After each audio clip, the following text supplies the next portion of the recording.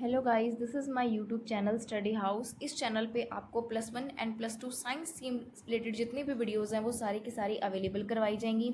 आज हम अपना चैप्टर पढ़ने जा रहे हैं cell the unit of life. सबसे पहले हम बात कर रहे हैं कि सेल होता क्या है।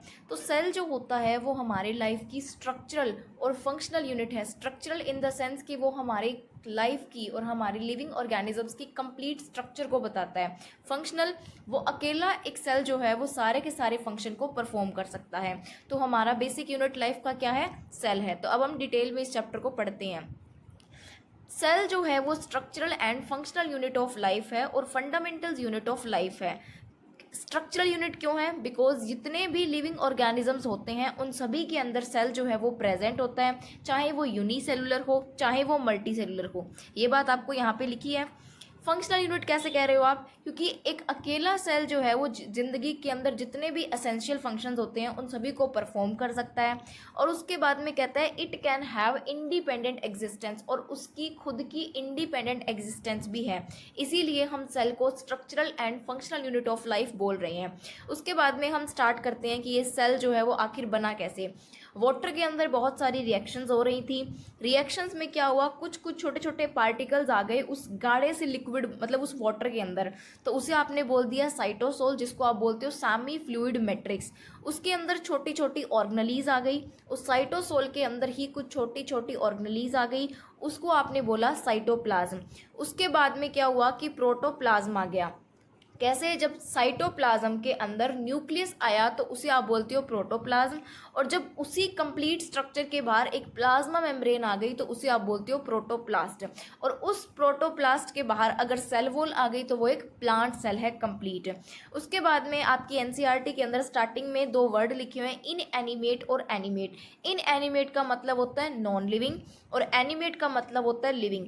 नॉन लिविंग के अंदर जो सेल होता है वो एब्सेंट होता है और लिविंग के अंदर जो सेल होता है वो प्रेजेंट होता है। अब उसके बाद में कहता है कि लिविंग ऑर्गेनिजम्स आपके दो प्रकार के हो सकते हैं, यूनिसेलुलर और मल्टी सेलुलर। यूनिसेलुलर वो होते हैं जिनके अंदर सिर्फ एक सेल होता है, मल्टी सेलुलर वो होते हैं जिनके अंदर एक से ज़्यादा सेल होते हैं। इसके एग्जाम्पल यूनिसेलुलर के amoeba, Euglena, bacteria. Multi cellular के एनिमल्स एंड प्लांट्स। अब उसके बाद में हम स्टार्ट करते हैं व्हाट इज सेल। आखिर ये सेल होता क्या है? सेल जो है वो फंडामेंटल, बेसिक, स्ट्रक्चरल और फंक्शनल यूनिट है हमारे लाइफ की। एक सिंगल सेल ऑर्गेनिज्म, मतलब जिसके पास में एक सेल है, वो उसी सेल से सारे के सारे फंक्शन को परफॉर्म कर सकता है, मेटाबॉलिज्म कर सकता है, रिप्रोडक्शन भी कर सकता है, उसकी खुद की इंडिपेंडेंट एग्जिस्टेंस भी है, और जितने भी एसेंशियल फंक्शन है अपनी लाइफ के वो सारे के सारे परफॉर्म कर सकते हैं। यहाँ मैंने आपको स्टार्टिंग में बता ही दिया कि प्रोटोप्लाज्म, प्रोटोप्लास्ट ये क्या होते हैं, यहाँ पर इन सभी की स्ट्रक्चर बनी हुई है। ठीक है, चलो। अब उसके बाद में आपको एक इंपॉर्टेंट नोट याद रखना है कि anything less than single cell, एक छोटे से सेल से अगर कोई चीज़ छोटी है ना तो वो कभी भी लिविंग ऑर्गेनिजम्स को कंसीडर नहीं होगी। ठीक है, जैसे लेट सपोज एक सेल जो है वो सबसे छोटी यूनिट है लाइफ की, अगर सेल से भी अगर कोई चीज़ छोटी होगी तो उसे हम लिविंग कंसीडर नहीं करेंगे। उसके बाद में दूसरा टॉपिक आता है डिस्कवरी ऑफ सेल या फिर न्यूक्लियस। तो फर्स्ट टाइम जो हमारे पास सेल था वो किसने देखा था? रॉबर्ट हुक ने देखा था, और उस सेल का नाम क्या था? Cork cell. वो भी डेड था, तो लिविंग सेल नहीं देखा था। तो फर्स्ट डेड सेल की डिस्कवरी की थी रॉबर्ट हुक ने। उसके अंदर पूरा कंप्लीट सेल नहीं देखा था, उसने सिर्फ सेल वॉल देखी थी। उसके बाद में फर्स्ट लिविंग सेल किसने देखा था? एंटोन वॉन लियोनहुक ने, और वो उस सेल का नाम क्या था? बैक्टीरिया। उसके बाद में इलेक्ट्रॉन माइक्रोस्कोप की डिस्कवरी कब हुई थी? इलेक्ट्रॉन माइक्रोस्कोप की डिस्कवरी इन सेल्स की डिस्कवरी के बाद हुई थी। और ये जो थी इलेक्ट्रॉन माइक्रोस्कोप के थ्रू आप किसकी डिस्कवरी देख सकते थे? सेल्स की, उसकी स्ट्रक्चर की। और सेल्स और उनकी स्ट्रक्चर को पढ़ना इलेक्ट्रॉन माइक्रोस्कोप की डिस्कवरी की वजह से बहुत ज़्यादा ईजी हो गया था। उसके बाद में न्यूक्लियस की डिस्कवरी किसने की थी? रॉबर्ट ब्राउन ने। तो अभी तक हमने ये पढ़ा है कि सेल क्या होता है। सेल जो है वो हमारे लाइफ की स्ट्रक्चरल, फंक्शनल और फंडामेंटल यूनिट है। सेल जो है वो दो प्रकार के ऑर्गेनिजम्स होते हैं on the basis of number of cells. अगर एक सेल है तो यूनिसेलुलर, एक से ज़्यादा है तो मल्टी सेलुलर। उसके अंदर हमने बहुत सारे एग्जांपल्स भी देखे। फिर एनसीईआरटी बोलती है कि अगर एक सेल से छोटी कोई चीज़ है तो वो कभी भी लिविंग नहीं हो सकती। उसके बाद में डिस्कवरी ऑफ सेल देखा। सबसे पहले डेड सेल की डिस्कवरी किसने की थी? रॉबर्ट हुक ने। उन्होंने डेड कॉर्क सेल को देखा था। उसके बाद में लिविंग सेल की डिस्कवरी किसने की थी? एंटोन वॉन लीeuwenhoek ने। और न्यूक्लियस की डिस्कवरी की थी रॉबर्ट ब्राउन ने। उसके बाद में हम पढ़ते हैं सेल थ्योरी। सेल थ्योरी दो साइंटिस्ट थे जिन्होंने दी थी। फर्स्ट थे मैथ्यू सेल्डन और दूसरे थे स्वान। उनके बाद में इस जो सेल्डन थे वो किस कंट्री से बिलोंग करते थे? जर्मन बॉटनिस्ट थे वो। और जो स्वान थे वो हमारे ब्रिटिश जूलॉजिस्ट थे। ईयर की बात की जाए 1838 के अंदर शेल्डन ने और 1839 के अंदर स्वान ने सेल थ्योरी बताई थी। शेल्डन ने क्या बताया था कि जितने भी प्लांट हैं उनके अंदर जितने भी सेल्स हैं वो सेल्स सारे एग्रीगेट होकर के, सारे इकट्ठे होकर के टिश्यू बनाते हैं। और स्वान ने क्या कहा था? उसने प्लांट्स और एनिमल्स दोनों के बारे में ही कहा था। एनिमल्स के लिए उसने ये कहा था कि एनिमल्स जो होते हैं वो बाहर से थिन मेम्ब्रेन होती है उनके पास में, थिन मेम्ब्रेन के थ्रू वो कवर्ड होते हैं जिसे आप बोलते हो सेल मेम्ब्रेन। प्लांट्स के अंदर सेल वॉल का पाया जाना एक यूनिक करेक्टर है। और उन्होंने ये भी कहा था कि एनिमल्स और प्लांट्स दोनों के दोनों सेल्स और उसके प्रोडक्ट से मिलकर के बनी हैं। लेकिन इस थ्योरी के कुछ तो ड्रॉबैक्स थे। और वो ड्रॉबैक्स क्या थे? ये थ्योरी ये एक्सप्लेन नहीं कर पाई थी कि नए सेल्स कैसे बनते हैं। तो ये इसकी ड्रॉबैक्स हो गए। उसके बाद में एक नए साइंटिस्ट आए 1855 के अंदर जिनका नाम है रुडोल्फ वर्चुओ, जिन्होंने ये बताया कि आखिर ये नए सेल्स बनते कैसे हैं। तो उन्होंने ये कहा कि जो पुराने सेल्स होते हैं वो डिवाइड करते हैं और उन्हीं से ही नए सेल्स बनते हैं। मतलब ओल्ड सेल्स जो होते हैं वो डिवाइड करते हैं, फिर उन्हीं से ही नए सेल्स जो है वो बनते हैं। तो उन्होंने यही लिखा,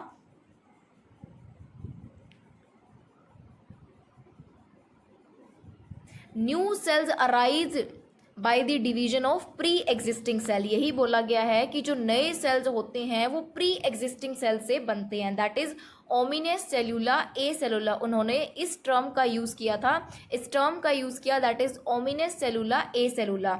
उसके बाद में उन्होंने दूसरा पॉइंट ये बताया कि जितने भी लिविंग ऑर्गेनिज्म हैं वो सारे के सारे या तो सेल से या फिर उनके प्रोडक्ट से मिलकर के बनते हैं। अब उसके बाद में नेक्स्ट टॉपिक आता है ओवरव्यू ऑफ अ सेल। उसके अंदर हमारे पास में दो प्रकार के सेल्स हैं। फर्स्ट इज ह्यूमन चिक सेल और दूसरा है अनियन पिल।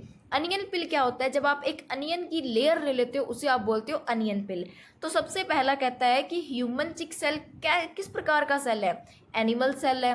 अनियन पिल जो है वो एक प्लांट सेल है। आउटर लेयर की बात की जाए तो एनिमल सेल के अंदर सेल मेम्ब्रेन होती है, प्लांट सेल के अंदर सेल वॉल होती है। उसके बाद में आपकी एनसीईआरटी के अंदर एक नाम लिखा हुआ है डीलिमिटिंग लेयर। डीलिमिटिंग लेयर का मतलब होता है आउटर लेयर। एनिमल सेल के अंदर आउटर लेयर कौन सी होती है? Cell membrane. और प्लांट सेल के अंदर आउटर लेयर कौन सी होती है? Cell wall. डीलिमिटिंग लेयर जो होती है वो हमारे सेल की बाउंड्री बनाती है। दूसरा पॉइंट आता है न्यूक्लियस।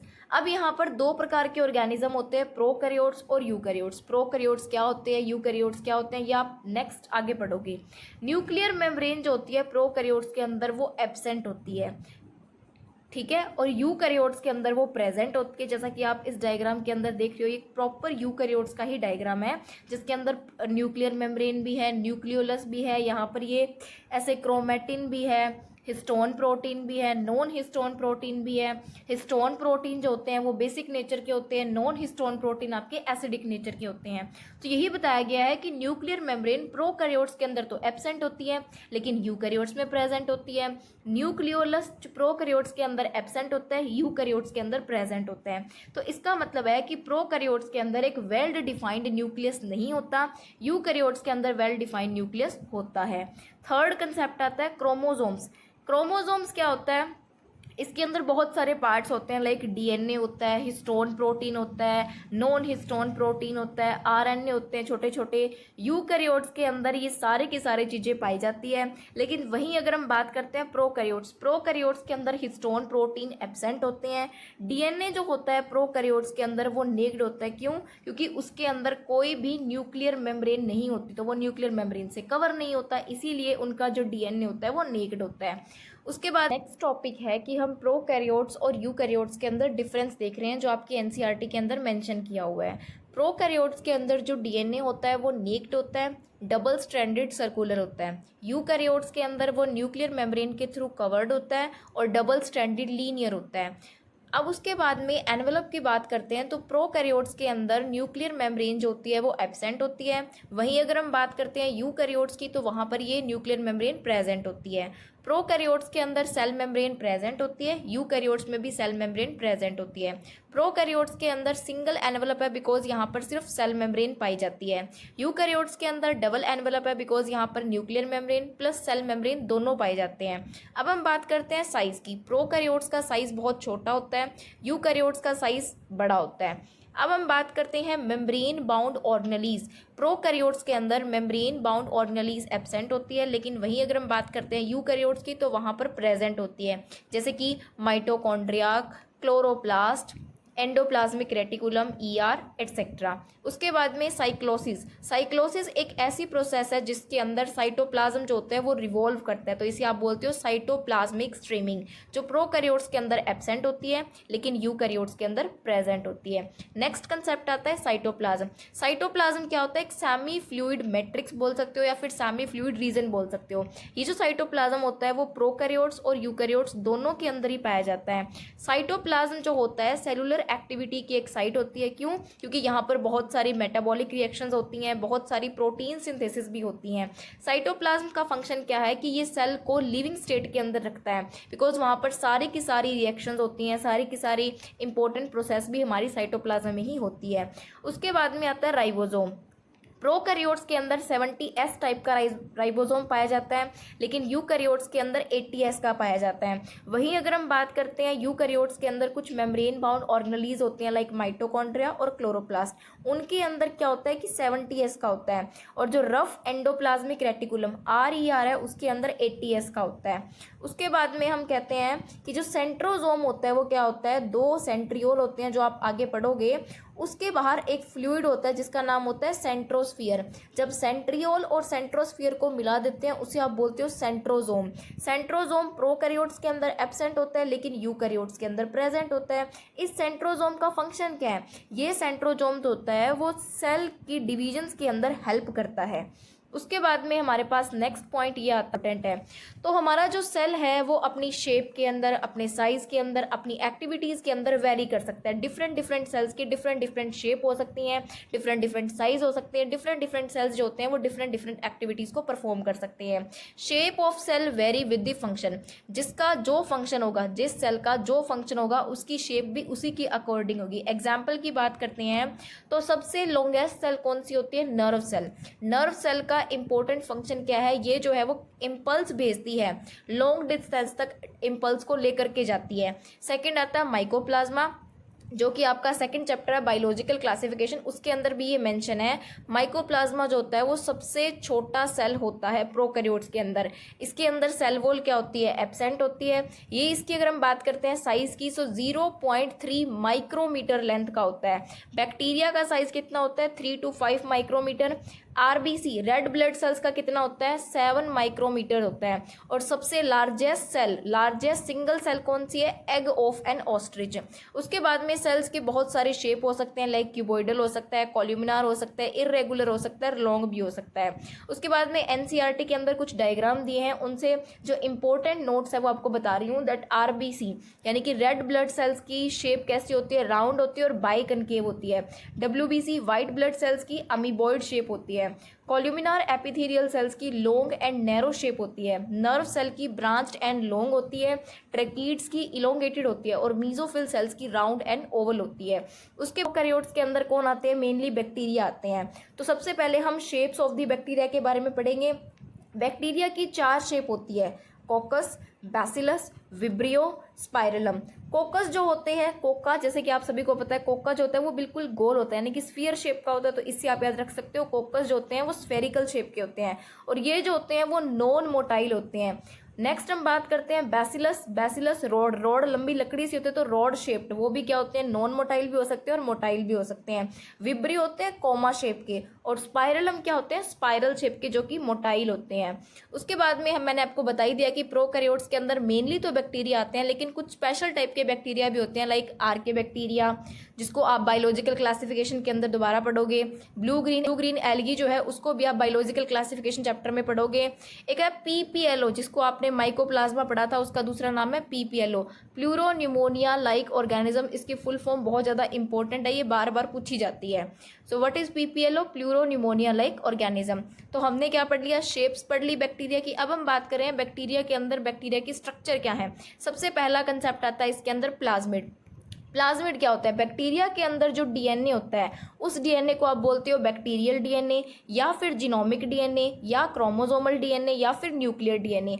बैक्टीरियल डीएनए के अलावा एक दूसरा डीएनए भी मिलता है बैक्टीरिया के न्यूक्लियस के अंदर, बोलते हो प्लाज्मिड। प्लाज्मिड क्या होता है? डीएनए होता है, या फिर आप इसको बोल सकते हो एक्स्ट्रा न्यूक्लियर डीएनए या एक्स्ट्रा क्रोमोसोमल डीएनए। ये क्या कर सकता है? खुद रेप्लिकेट भी कर सकता है, और बहुत सारे बैक्टीरिया के अंदर ये प्रेजेंट होता है। प्लाज्मिड का फंक्शन क्या होता है? ये फिनोटिपिक कैरेक्टर, फिजिकल अपीयरेंस देता है। ऑल्सो ये ट्रांसफॉर्मेशन में भी हेल्प करता है। उसके बाद में इसके अंदर क्या होता है? एक एंटीबायोटिक रेजिस्टेंट जीन भी होती है। नेक्स्ट कंसेप्ट आता है इंक्लूजन बॉडीज। प्रोकैरियोट्स के साइटोप्लाज्म के अंदर कुछ मेम्ब्रेनलेस स्ट्रक्चर होती है जो फूड स्टोर करने में हेल्प करती है, जिसे आप बोलते हो इंक्लूजन बॉडीज। इसके अंदर 4 प्रकार के ग्रैन्यूल्स होते हैं। फॉस्फेट ग्रैन्यूल्स जो फॉस्फेट स्टोर करते हैं, ग्लाइकोजन ग्रैन्यूल्स जो ग्लाइकोजन को स्टोर करेंगे, साइनोफाइसिन ग्रैन्यूल्स प्रोटीन को स्टोर करने में हेल्प करते हैं, और ये ब्लू ग्रीन एल्गी के अंदर मिलते हैं। गैस वैक्यूल क्या करते हैं? गैस वैक्यूल जो होते हैं वो पर्पल बैक्टीरिया में पाए जाते हैं, ग्रीन बैक्टीरिया के अंदर मिलते हैं, और ब्लू ग्रीन एल्गी के अंदर भी मिलते हैं। थर्ड कंसेप्ट आता है मीजोजोम। मीजोजोम क्या होता है? जैसे यूकैरियोट्स के अंदर, जैसे एनिमल्स या फिर ह्यूमंस की बात की जाए, रेस्पिरेशन के लिए माइटोकॉन्ड्रिया का यूज़ करते हैं, लेकिन प्रोकैरियोट्स के अंदर जो हमारे पास माइटोकॉन्ड्रिया होता है वो एब्सेंट होता है। तो ये मीजोजोम क्या होता है? जब हमारी सेल मेम्ब्रेन बोल दो, प्लाज्मा मेम्ब्रेन बोल दो, जब अंदर की तरफ फोल्ड होकर के एक स्ट्रक्चर बना लेती है और फिर वो रेस्पिरेशन में हेल्प करती है, ऐसे हम बोलते हैं मीजोजोम। तो यही बताया गया है कि यहाँ पर ये सेल मेम्ब्रेन जो है वो अंदर की तरफ फोल्ड हो रही है, और ये सेल मेम्ब्रेन कई फॉर्म्स के अंदर फोल्ड हो सकती है, लाइक वेसिकल्स की फॉर्म में, टिब्यूल्स की फॉर्म में, लैमेले की फॉर्म में। तो यही बताया गया है यहाँ पर। नेक्स्ट कंसेप्ट कहता है कि जो माइटोकॉन्ड्रिया होता है प्रोकैरियोट्स के अंदर वो एब्सेंट होता है। तो जो सेल मेम्ब्रेन की इनवेजिनेशन, मतलब जो अंदर की तरफ फोल्डिंग है, उसे आप क्या बोलते हो? मीजोजोम। मीजोजोम का फंक्शन क्या है? क्योंकि ये फोल्ड है तो मतलब ये सरफेस एरिया को इंक्रीज कर रही है, तो यहाँ पर छोटे छोटे एंजाइम्स भी होते हैं इस मीजोजोम के अंदर, तो एंजाइम कंटेंट भी इंक्रीज होता है, सिक्रीशन में हेल्प करती है, रेस्पिरेशन में हेल्प करती है। ऑल्सो ये डीएनए को रेप्लिकेट करवाने में, और जो भी डॉटर सेल्स के अंदर इक्वली डिस्ट्रीब्यूट करवाना है उस डीएनए को, उसमें भी हेल्प करती है। सेल वॉल सिंथेसिस में भी हेल्प करती है। फोर्थ कंसेप्ट आता है कि क्रोमेटोफोर्स क्या होते हैं? जब हमारी सेल मेम्ब्रेन ऐसे कुछ अंदर की तरफ एक्सटेंड हो जाती है, उसे आप बोलते हो क्रोमेटोफोर, और उसके ऊपर कुछ पिगमेंट्स लगे होते हैं जो फोटोसिंथेसिस के अंदर हेल्प करते हैं। कुछ प्रोकैरियोट्स के अंदर ही ये पाई जाती है। एग्जाम्पल की बात की जाए ब्लू ग्रीन एल्गी। उसके बाद में बात करते हैं हम पिलाई और फिम्ब्रियाई। पिलाई और फिम्ब्रियाई मूवमेंट और लोकोमोशन में हेल्प नहीं करती है, तो ये नॉन लोकोमोटरी स्ट्रक्चर है। ये कहाँ पर प्रेजेंट होती है? बैक्टीरिया के सरफेस पे प्रेजेंट होती है। पिलाई जो होते हैं वो लॉन्ग होते हैं। यहाँ पर ये बताया गया है कि करेक्टर क्या है। लेंथ जो होती है पिलाई की वो लॉन्ग होती है, फिम्ब्रियाई की शॉर्ट होती है। जैसा कि यहाँ पे दिख रहा है कि ये जो लंबे लंबे हैं वो क्या है? पिलाए हैं, और छोटे छोटे क्या हैं? फिम्ब्रियाई हैं। उसके बाद में नंबर की बात की जाए तो पिलाए 1 से 5 तक हो सकते हैं, और जो फिम्ब्रियाई हैं वो 300 से 400 तक हो सकते हैं। स्ट्रक्चर की बात की जाए, पिलाए इलोंगेटेड होते हैं और ट्यूबुलर स्ट्रक्चर होते हैं, लेकिन जो फिम्ब्रियाई होते हैं वो ब्रिस्टल लाइक स्ट्रक्चर होते हैं। उसके बाद में इनका फंक्शन देखा जाए तो पिलाए जो होते हैं, जब 2 बैक्टीरिया आपस के अंदर एक कॉन्जुगेशन ट्यूब के थ्रू कनेक्ट होते हैं, तो कॉन्जुगेशन में हेल्प करवाने के लिए किसकी रिक्वायरमेंट होती है? पिलाई की रिक्वायरमेंट होती है। जैसे ये बैक्टीरिया 1, ये बैक्टीरिया 2, ये दोनों आपस के अंदर कनेक्टेड हैं कॉन्जुगेशन ट्यूब के थ्रू, और अपना डीएनए ट्रांसफर कर रहे हैं, तो यहाँ पर पिलाई हेल्प करती है इस चीज़ के अंदर। उसके बाद में जो फिम्ब्रियाई होती है उसका फंक्शन क्या होता है कि ये जो है वो रॉक्स या फिर कोई भी सरफेस से अटैच करवाने में हेल्प करती है। उसके बाद में जो फ्लैजिला एक मेन लोकोमोशन में हेल्प करता है, लोकोमोटरी स्ट्रक्चर भी है यहाँ पर सेल मेम्ब्रेन। लेकिन याद रखना कि फ्लैजिला होता है वो प्रोकैरियोट्स के अंदर सेल वॉल की एक्सटेंशन होती है। फ्लैजिला के अंदर 3 पार्ट्स होते हैं, फिलामेंट, हुक और बेसल। ये जो हुक होता है वो बेसल बॉडी को फिलामेंट से कनेक्ट करता है, ये तो एक्सटेंशन है सेल वॉल की प्रोकैरियोट्स के अंदर। नेक्स्ट कंसेप्ट आता है कि हुक जो है वो कनेक्ट करता है बेसल बॉडी को फिलामेंट से। नंबर और डिस्ट्रीब्यूशन फ्लैजिला का वेरी कर सकता है। नेक्स्ट कंसेप्ट आता है सेल एनवलप। प्रोकैरियोट्स के अंदर मेनली हम बैक्टीरिया को पढ़ते हैं, तो उसके अंदर सेल एनवेलप में 3 लेयर आती है। फर्स्ट बाहर वाली जो सबसे आउटर वाली होती है उसे आप बोलते हो ग्लाइकोकैलिक्स, फिर उससे अंदर वाली सेल वॉल और सबसे अंदर वाली होती है सेल मेम्ब्रेन। 3 लेयर्ड होती है, टाइटली अटैच्ड होती है तीनों की तीनों लेयर आपस के अंदर। इनकी कॉम्पोजिशंस, इनकी थिकनेस, इनका फंक्शंस वेरी कर सकता है और केमिकली ये कॉम्प्लेक्स भी होती है। ग्लाइकोकैलिक्स जो है वो आपकी किसकी बनती है? पॉलीसेकेराइड्स की बनती है। ग्लाइकोकैलिक्स आपकी 2 टाइप की हो सकती है, अगर वो हार्ड है और टफ है तो इसे आप बोलोगे कैप्सूल, और अगर वो सॉफ्ट है और लूज है तो इसे आप बोलोगे स्लाइम लेयर। ग्लाइकोकैलिक्स का फंक्शन क्या है कि ये स्टिकी सरफेस प्रोवाइड करती है बैक्टीरिया को। अब उसके बाद में सेल वॉल जो होती है बैक्टीरिया के अंदर वो किसकी बनी होती है? पेप्टाइडोग्लाइकन की, जिसके अंदर शुगर और अमीनो एसिड्स दोनों आते हैं। सेल मेम्ब्रेन जो होती है वो किसकी बनी होती है? प्रोटीन्स की और लिपिड्स की। ये सिलेक्टिवली परमेबल होती है क्योंकि ये सिर्फ सॉल्वेंट को और कुछ सॉल्यूट्स को ही अलाउ करती है। सेल वॉल का फंक्शन क्या होता है? ये शेल जो होती है उसको शेप प्रोवाइड करती है, स्ट्रॉन्ग स्ट्रक्चरल सपोर्ट प्रोवाइड करती है सेल को, और बैक्टीरिया जो होता है उसको फटने से और उसको कोलैप्स होने से बचाती है। On the basis of composition of cell envelope, यानी कि सेल एनवेलप का कॉम्पोजिशन कैसा है, स्टेनिंग मतलब कलर ले रहा है बैक्टीरिया कि नहीं ले रहा, उसके बेसिस पर आपके बैक्टीरिया 2 टाइप के होते हैं, ग्राम पॉजिटिव और ग्राम नेगेटिव। ग्राम एक साइंटिस्ट का नाम है और वो दिया था तो उनके नाम पर ही इनका नाम पड़ा है, ग्राम पॉजिटिव और gram negative bacteria. Last concept आता है राइबोसोम। प्रोकैरियोट्स के अंदर राइबोसोम जो होते हैं वो 70S टाइप के होते हैं और उनका साइज देखा जाए तो 15 नैनोमीटर से लेकर के 20 नैनोमीटर तक हो सकता है। राइबोसोम जो होते हैं वो प्लाज्मा मेम्ब्रेन से आपके अटैच होते हैं। 70S टाइप के राइबोसोम प्रोकैरियोट्स के अंदर पाए जाते हैं। 70S भी आपके 2 प्रकार के हो सकते हैं, 30S और 50S। 30S स्मॉलर सब यूनिट है और जो 50S है वो लार्जर सब यूनिट है। एस यहाँ पर क्या है? सेडिमेंटेशन कोफिशिएंट बोल सकते हो या फिर स्वैडवर्ग्स यूनिट बोल सकते हो। फंक्शन क्या होता है? ये प्रोटीन सिंथेसिस के अंदर हेल्प करते हैं।